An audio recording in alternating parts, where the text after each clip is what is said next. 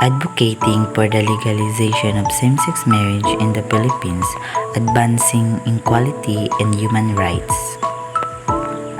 Introduction. Same-sex marriage is not yet legally recognized in the Philippines, despite increasing global acceptance and legal recognition of same-sex unions. In a predominantly Catholic society, deeply rooted cultural and religious beliefs have heavily influenced public opinion and policy making.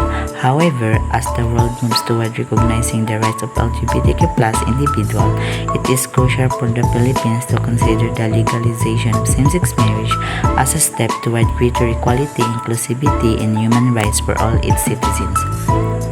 This initiative seeks to advocate for the legalization of same-sex marriage in the Philippines, ensuring equality rights for LGBTQ+ individuals and promoting a more just and inclusive society.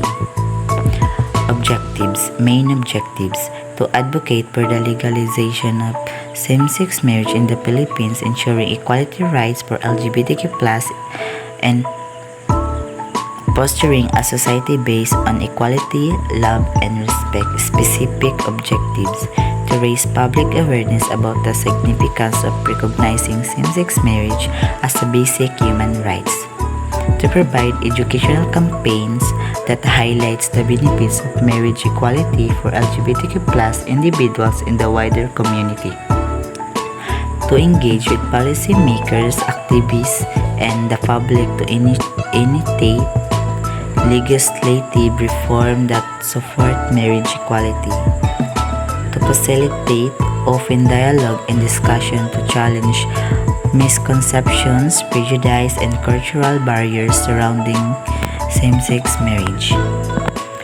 Rationale: the Philippines, while known for its warm and inclusive culture, lags behind in recognizing the rights of LGBTQ+ individuals, particularly regarding marriage equality.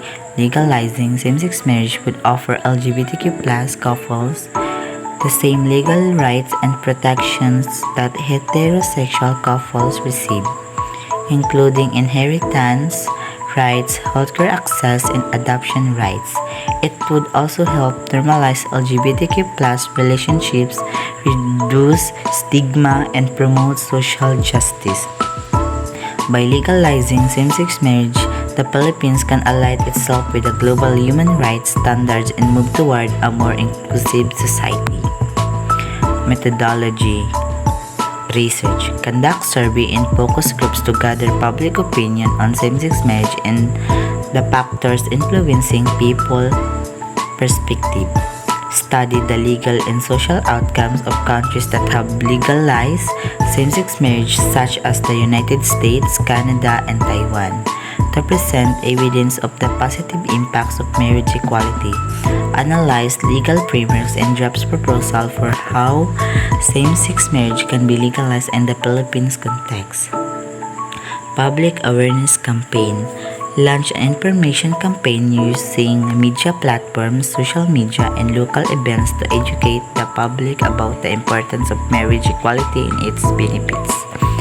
Organize public forums, webinars, and discussion featuring legal experts, LGBTQ+ activists, and allies to foster understanding and address concern. Policy advocacy.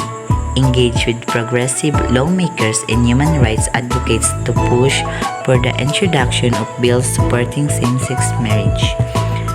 Develop partnership with local LGBTQ+ organizations and international human rights groups to amplify advocacy effort.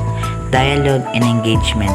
Host dialogue with religious leaders, community influencers, and other key stakeholders to discuss the potential for change and address objections based on religious beliefs and traditional views. Facilitate interfaith and intercultural conversations to find common ground and build support for marriage equality. Evaluation. Regularly assess the impact of advocacy effort by tracking shifts in public opinion and legislative progress.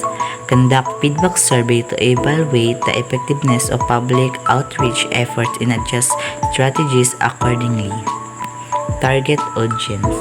This initiative targets the general public, particularly those who hold reservations or misconceptions about same-sex marriage, LGBTQ plus individuals and allies who are advocating for equal rights and recognition.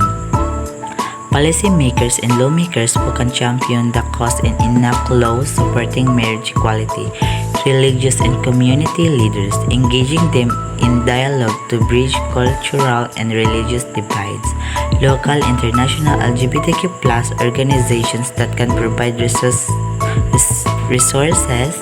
support, and guidance for the campaign. Expected outcomes: increased public awareness, acceptance of same-sex marriage and LGBTQ plus rights, a shift in public opinion toward greater support for the legalization of same-sex marriage, advocacy leading to passage of legalizing same-sex marriage in the Philippines, reduce stigma and discrimination against LGBTQ plus individuals and couples, a more inclusive society where all individuals, regardless of sexual orientation, have equal rights under the law. Conclusion: the legalization of same-sex marriage in the Philippines is an essential step toward promoting equality, dignity, and human rights for all Filipinos. By advocating for this change, we can ensure that the rights of LGBTQ plus individuals are recognized, protected, and respected. This initiative calls on the Filipino people to embrace the values of equality and inclusivity, paving the way for a more just and compassionate society. Budgeting: total estimated budget is 1 million pesos. Public awareness campaigns, social media materials cost 300,000 pesos. Research and surveys 150,000 pesos. Public forums and webinars 200,000 pesos. Policy advocacy, travels, meetings, and legal consultation 150,000 pesos. Dialogue and engagement events cost 100,000 pesos. Miscellaneous and contingency pounds 50,000 pesos. That's all. Thank you.